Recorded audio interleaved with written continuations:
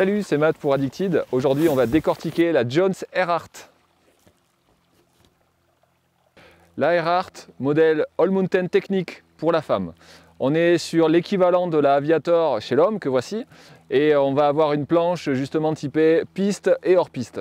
Hors piste par un côté directionnel, donc on va avoir les inserts légèrement décalés sur l'arrière, une spatule à l'avant un petit peu plus grande. Ça va participer justement à ce que le poids se décale un petit peu sur l'arrière de la planche pour que l'avant remonte un petit peu plus facilement. Donc une déjauge un petit peu plus simple et une meilleure flottaison. On va retrouver un spoon aussi au niveau de la spatule, donc on n'a pas une semelle qui est toute plate mais qui va être légèrement incurvée pour justement participer aussi à cette flottaison et avoir des entrées de courbe qui vont être un petit peu radoucies. C'est tout ce que ça va radoucir sur cette planche parce que c'est quand même une planche qui est méga péchue.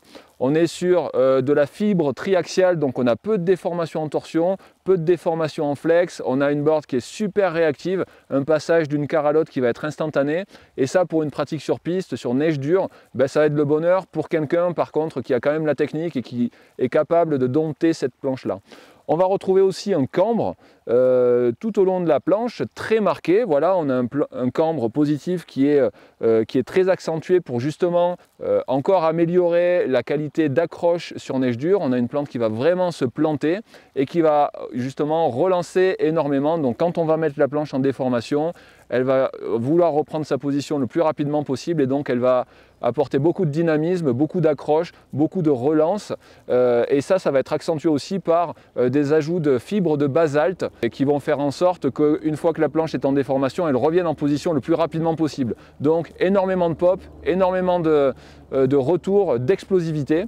On va aussi avoir une ondulation des carres. Ce qui va participer à augmenter le nombre de points de contact dans la neige quand on la met en angulation, quand on la plante et qu'on est dans la courbe, pour avoir une planche qui décroche le moins possible et on va pouvoir vraiment exploiter le carving et même accentuer à grande vitesse.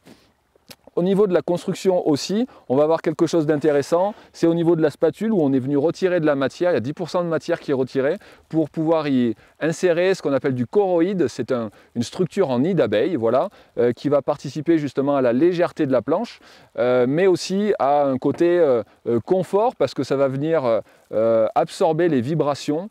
Et donc quand on se retrouve sur des neiges un petit peu changeantes, plutôt qu'avoir une spatule qui vibre énormément, on a une spatule qui reste très stable. Donc de la stabilité, de la puissance, de l'accroche, du dynamisme, c'est tout ça que la Erhardt propose. Si vous êtes une rider de niveau bon à expert, vous avez envie d'avoir une super qualité de glisse, une super accroche, vous avez la technique pour rentrer dans la board et pour prendre de la vitesse et pour avoir de la relance. Ça flotte aussi en poudreuse sur un concept qui est quand même relativement équilibré pour aussi une utilisation en switch, la Erhardt de chez Jones.